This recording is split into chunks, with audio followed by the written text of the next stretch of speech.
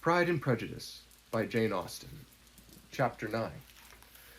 Elizabeth passed the chief of the night in her sister's room, and in the morning had the pleasure of being able to send a tolerable answer to the inquiries which she very early received from Mr. Bingley by a housemaid, and some time afterwards from the two elegant ladies who waited on his sisters. In spite of this amendment, however, she requested to have a note sent to Longbourn, desiring her mother to visit Jane, and form her own judgment of her situation. The note was immediately dispatched, and its contents as quickly complied with. Mrs. Bennet, accompanied by her two youngest girls, reached Netherfield soon after the family breakfast.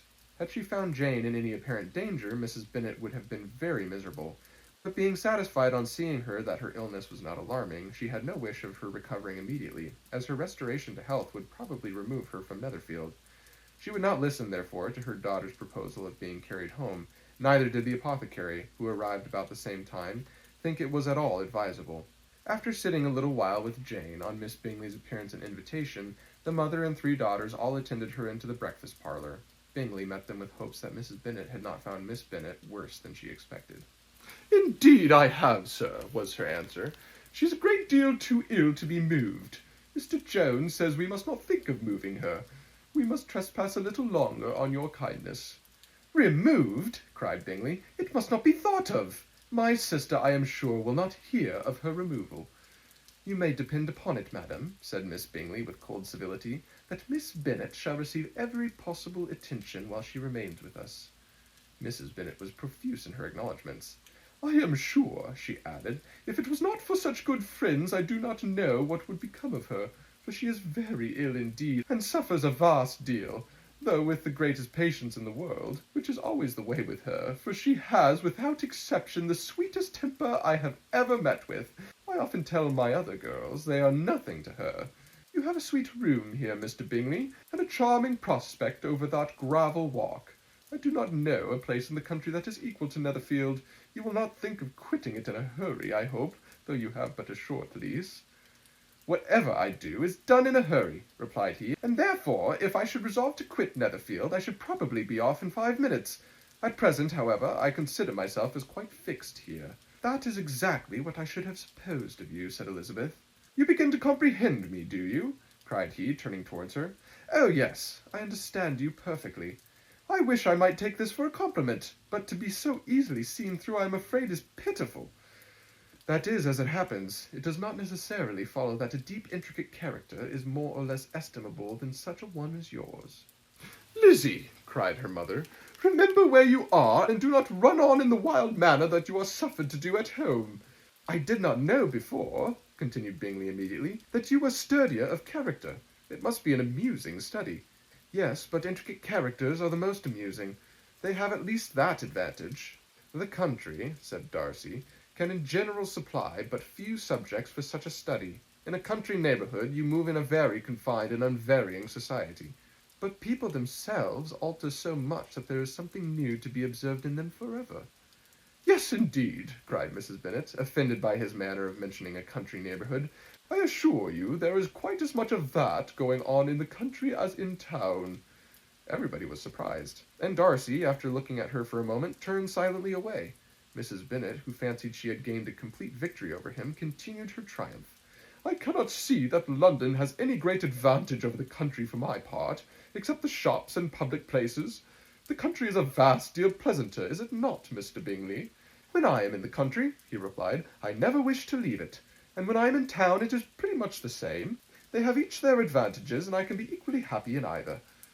"Aye, that is because you have the right disposition, but that gentleman," looking at Darcy, "seemed to think the country is nothing at all." "Indeed, mamma, you are mistaken," said Elizabeth, blushing for her mother. "You quite mistook Mr. Darcy. He only meant that there were not such a variety of people to be met with in the country as in town, which you must acknowledge to be true." "Certainly, my dear, nobody said there were. But as to not meeting with many people in this neighbourhood, I believe there are few neighbourhoods larger. I know we dine with 24 families." Nothing but concern for Elizabeth could enable Bingley to keep his countenance. His sister was less delicate, and directed her eye towards Mr. Darcy with a very expressive smile. Elizabeth, for the sake of saying something that might turn her mother's thoughts, now asked her if Charlotte Lucas had been at Longbourn since her coming away. "Yes, she called yesterday with her father. What an agreeable man Sir William is, Mr. Bingley, is not he? So much the man of fashion, so genteel and so easy. He has always something to say to everybody. That is my idea of good breeding, and those persons who fancy themselves very important and never open their mouths quite mistake the matter. Did Charlotte dine with you?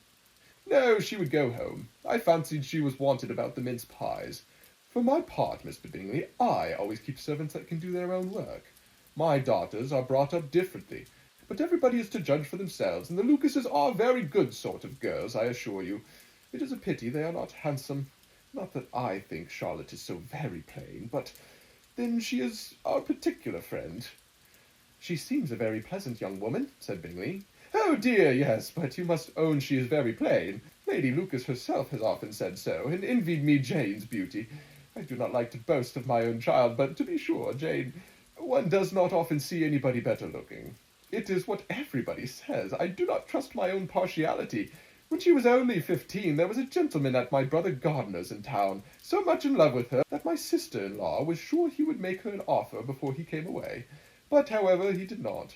Perhaps he thought her too young. However, he wrote some verses on her, and very pretty they were.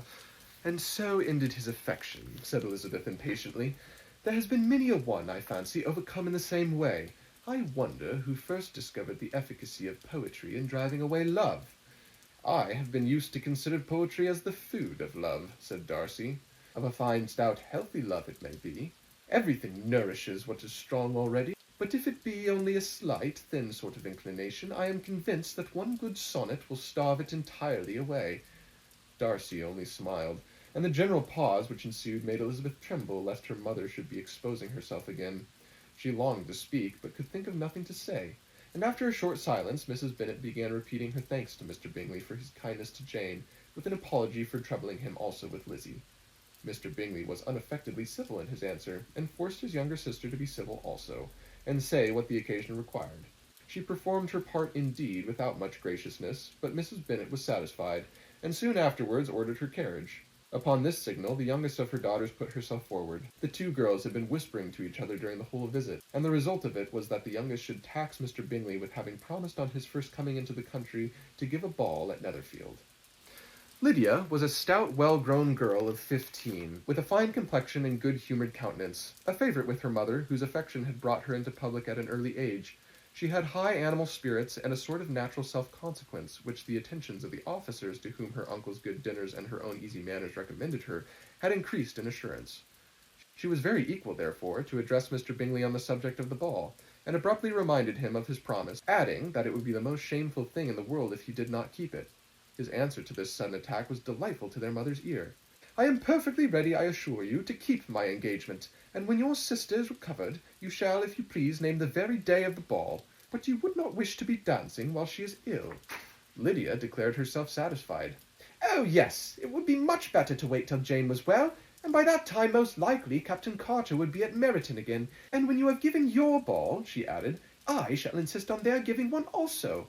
I shall tell Colonel Forrester it will be quite a shame if he does not.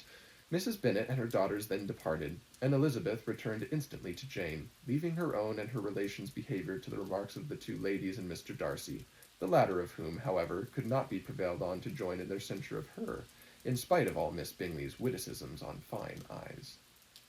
End of chapter 9.